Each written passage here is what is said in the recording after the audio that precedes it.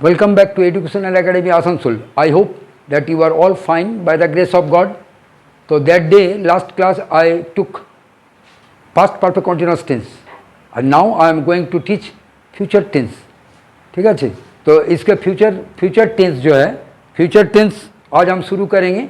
तो future tense का भी 4 भाग है, जैसे प्रेजेंट में था, जैसे पास्ट में था, उसी तरह फ्यूचर का भी 4 भाग है। पहला भाग का नाम है future indefinite tense, future continuous tense, future perfect tense, future perfect continuous tense.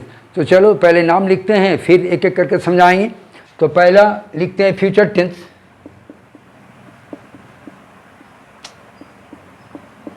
Future tense TENSE, इसका number 1 future indefinite tense INDEFINITE,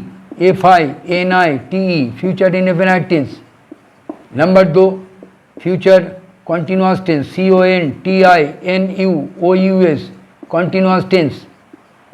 number 3 future perfect tense PERFECT, perfect tense.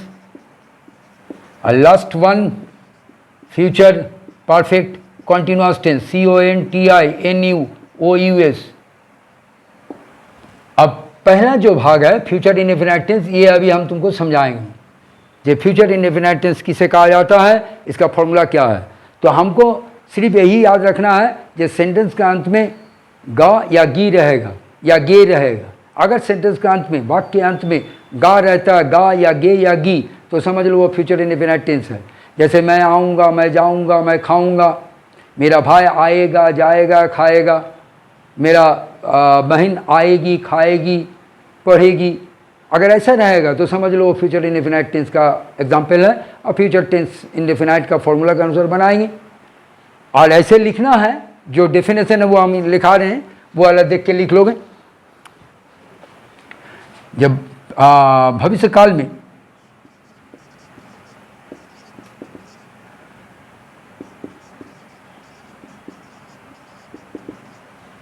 जो काम, इसको पहले नाम तो लिखते हैं,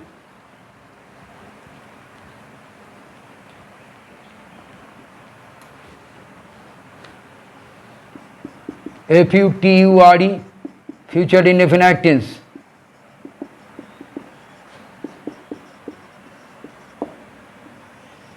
तो भविष्य काल में जो काम किया जाएगा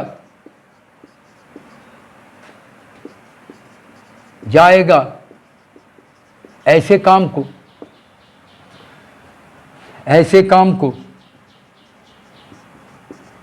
को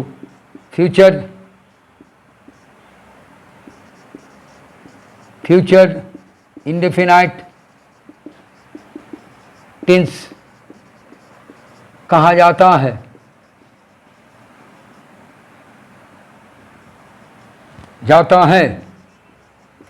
इसका पहचान है जे अंत में गा रहेगा, गी रहेगा, गे रहेगा। ये तीनों अगर रह गया कोई भी सेंटेंस के अंत में, जैसे मैं आऊँगा, जाऊँगा, रीना आएगी, जाएगी, वो लोग आएंगे, जाएंगे, अगर ऐसा रहेगा तो समझ लो फ्यूचर इंडेफिनाइट टेंस है। लेकिन हम ऐसे लिखेंगे जो भविष्य काल में जो काम किया जाएगा, ये किया जाएगा, इसको अंडरलाइन करो। ऐसे काम को फ्यूचर इंडेफिनाइट टेंस कहा जाता है। इसका फॉर्मूला ऊपर में लिख रहे हैं। इसका फॉर्मूला है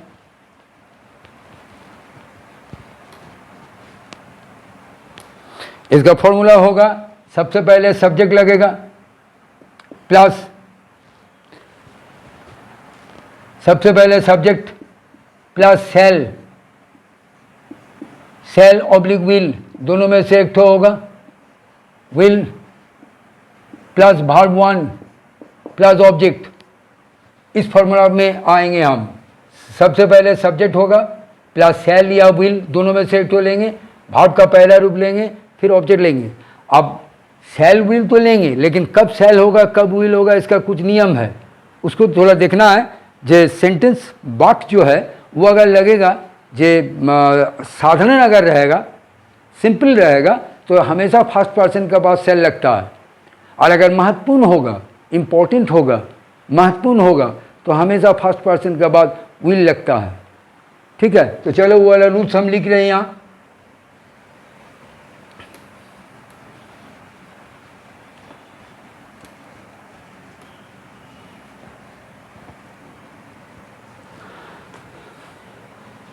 रूल नंबर 1,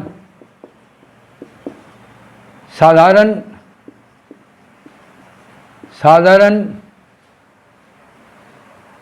सेंटेंस में, साधारण सेंटेंस में फर्स्ट पर्सन यानी आई वी के बाद, फर्स्ट पर्सन के बाद शैल का यूज किया जाता है, एंड और सेकेंड या थर्ड पर्सन के बाद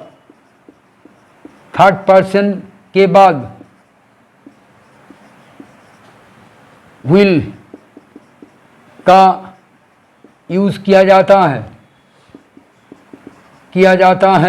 ये वाला हमको देखना है। ये साधारण सेंटेंस में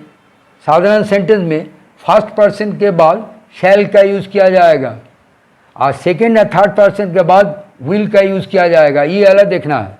अब सेंटेंस में लिखा हुआ नहीं रहेगा ये साधारण है, ये महत्वपूर्ण है। सेंटेंस सुन के तुमको समझना पड़ेगा ये साधारण है या महत्वपूर्ण है। अगर हम बोलेंगे जब मैं एक पत्र लिखूंगा तो ये हुआ साधारण सेंटेंस, इसलिए अगर नहीं लिखेंगे तो किसी का कोई नुकसान नहीं है। जिसको ये बात बोलेंगे वो बोलेगा ठीक है सर आप कल लिख दीजिएगा, तो ये हुआ साधारण बात। तो उस समय आई का बाद शैल लगेगा। तो चलो सेंटेंस को लिखते हैं। जब मैं एक लेटर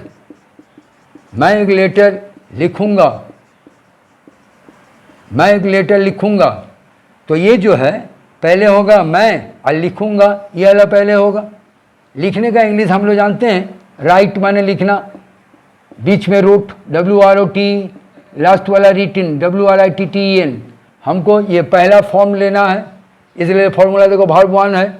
तो सबसे पहले मैं का इंग्लिश आई होगा। अब ये साधारण सेंटेंस है इसीलिए आई का बाद शैल लगेगा, इसलिए हम बोले जो साधारण सेंटेंस में फर्स्ट पर्सन के बाद यानी आई वी के बाद शैल लगेगा। तो यहाँ शैल लगाना है, आई शैल आया। अब लिखने का पहला रूप होगा राइट, आई शैल राइट यानी मैं लिखूंगा। क्या लिखूंगा? एक लेटर। इस जगह में ऑब्जेक्ट का जगह में, इस जगह में होगा लेटर। ठीक है। अगर हम बोलेंगे जय सुनील, समझ लो 2 नंबर हुआ, जय सुनील एक लेटर लिखेगा। ये जो है सुनील लिखेगा, ये भी साधारण सेंटेंस है। अगर नहीं लिखेगा तो हम क्या करेंगे? हम बोलेंगे ठीक है सुनील कल लिख दोगे। झगड़ा झमेला ऐसा तो कुछ नहीं करेंगे, ये हो जाएगा साधारण सेंटेंस। तो उस समय हम क्या करेंगे ना, सुनील सब्जेक्ट के जगह में सुनील लिखेंगे। फिर सुनील ये जैसे आई का बाद शैल हुआ था, यहाँ सुनील का बाद विल होगा, इसलिए जब हम लिखे देखो सेकंड या थर्ड पर्सन का बाद विल लगेगा। तो सुनील विल। अब लिखने का पहला रूप यानी write, Sunil will write a letter. ठीक है। इसको अगर क्वेश्चन करेंगे इसी को सुनील वाला, तो खाली विल आगे कर देंगे। जो will Sunil write a letter करके क्वेश्चन मार्क। हिंदी होगा क्या सुनील एक पत्र लिखेगा, या इसको अगर क्वेश्चन करेंगे ये क्या मैं एक पत्र लिखूंगा, तो यहाँ से शैल आगे आएगा। शैल आई राइट ए लेटर करके क्वेश्चन मार्क देंगे। अगर इसको नकारात्मक करेंगे, जब मैं एक लेटर नहीं लिखूंगा तो इस शैल का बाद इस जगह में नोट होगा, यानी इंग्लिश होगा I shall not write a letter. I shall not write a letter यानी मैं एक पत्र नहीं लिखूंगा। इसको अगर नकारात्मक करेंगे, जब सुनील एक पत्र नहीं लिखेगा तो विल का बाद नॉट होगा, यानी Sunil will not write a letter, यानी सुनील एक पत्र नहीं लिखेगा। ये विल नॉट को एक साथ हम लोग पढ़ते हैं वोंट, जैसे डू नॉट को डोंट, डज नॉट को डजंट, उसी तरह यहाँ होगा वोंट। हम पढ़ेंगे या बोलेंगे जो Sunil won't write a letter, यानी सुनील एक पत्र नहीं लिखेगा। ठीक है, अब चलो महत्वपूर्ण वाला सेंटेंस दिखा रहे हैं, ये तो साधारण हुआ। अब यहाँ लिखो रूल नंबर 2, रूल नंबर 2 यहीं पर लिख रहे हैं।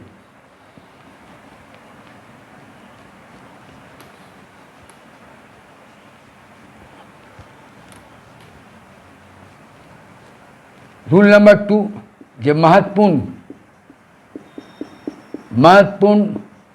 सेंटेंस में महत्वपूर्ण सेंटेंस में फर्स्ट पर्सन के बाद, फर्स्ट पर्सन यानी आई हुई, ये वाला हमेशा याद रखोगे। फर्स्ट पर्सन है क्या, तभी नाम बनाएंगे। फर्स्ट पर्सन के बाद महत्वपूर्ण वाक्य सेंटेंस में फर्स्ट पर्सन के बाद विल लगेगा। विल का यूज किया जाएगा एंड और सेकंड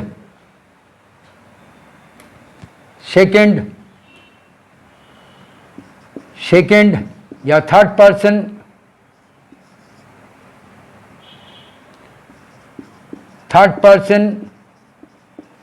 के बाद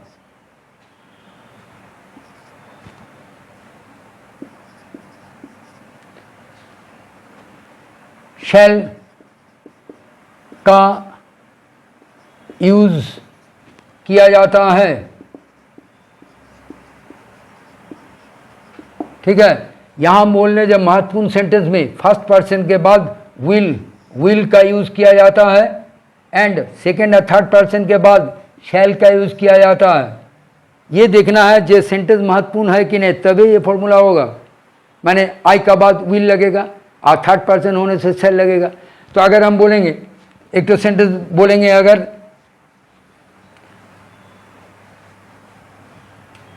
जब मैं एक नंबर 1 मैं एक बुक लाऊंगा ही, मैं एक बुक या मैं एक किताब लाऊंगा ही। अगर ऐसे जोड़ देंगे ना लास्ट में, ये वो आएगा ही, वो करेगा ही, या मैं आऊँगा ही, मैं पढ़ाऊँगा ही, अगर ऐसा रहेगा सेंटेंस का अगर जोड़ देंगे तब समझ लो वो महत्वपूर्ण है। उस समय आई का बाद शैल का जगह में विल लगेगा। जैसे यहाँ है जब मैं एक बुक लाऊंगा ही, ये जो ही करके जोड़ दे रहे हैं ना, इसी का चलते हमको समझना है कि इसमें आई का बाद शैल का बदले में विल लगेगा, इसलिए ये इंपॉर्टेंट है, ये महत्वपूर्ण है। तो मैं लाऊंगा ही, इसका पहले इंग्लिश होगा। अब लाने का English bring, BRING, brought BROUGST, लाने का इंग्लिश 3 नंबर ब्रॉट BROUGST। तो हमको ये वाला रूप लेना है। तो सबसे पहले मैंने आई, अब आई का जगह में शैल होना चाहिए था, लेकिन यहाँ होगा विल। आई विल, ऐसे बोलेंगे हम, आई विल का ऊपर जोड़ देंगे ज़्यादा। I will bring a book, I will bring a book, bring देखो वर्ब 1 है तो ये वाला लेंगे। I will bring a book, I will bring a book. ठीक है, इसी तरह जोड़ देना पड़ेगा विल का ऊपर, तब आदमी समझेगा ये महत्वपूर्ण है। और उस समय विल होगा। जब मैं एक बुक लाऊंगा ही, इसको अगर थर्ड पर्सन में करेंगे, जे मेरा भाई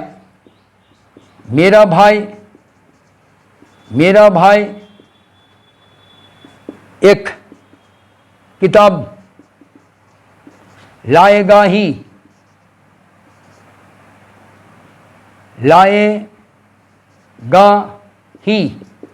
तो मेरा भाई एक किताब लाएगा ही, ये जो है यहाँ भी ही है, मैंने जोड़ देकर हम बोल रहे हैं मेरा भाई लाएगा ही। अगर ऐसा जोड़ देके बोलेंगे तो उस समय मेरा भाई यानी थर्ड पर्सन माय ब्रदर होगा। और एक्चुअली सिंपल सेंटेंस में, साधारण सेंटेंस में माय ब्रदर का बाद विल हम लोग लेते हैं, लेकिन यहाँ महत्वपूर्ण है, इसीलिए माय ब्रदर का बाद शैल होगा, ये अलग आएगा। तो माय ब्रदर शैल, फिर लाने का, मेरा भाई किताब लाएगा ही, तो लाने का पहला रूप होगा bring, BRING, my brother shall bring a book. ठीक है, तब होगा जब मेरा भाई एक किताब लाएगा ही, my brother shall bring a book. इसी तरह हमको देखना है ये सेंटेंस साधारण है या महत्वपूर्ण है। साधारण होगा तो फर्स्ट पर्सन में आई वी के बाद सेल लगता है और थर्ड पर्सन में विल लगता है, और अगर महत्वपूर्ण होगा तो ठीक उसका ऑपोजिट हो जाएगा। फर्स्ट पर्सन में आई वी के बाद विल लगेगा, सेकेंड या थर्ड पर्सन के बाद सेल लगेगा।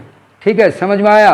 अगर ये चैनल तुम्हें अच्छा लगता है, क्लास अगर अच्छा लगता है तो तुम ज़रूर सब्सक्राइब करो, शेयर करो, लाइक करो, और नेक्स्ट दिन हम फ्यूचर कंटिन्यूअस टेंस किसे कहा जाता है वो दिखाएंगे। Thank you.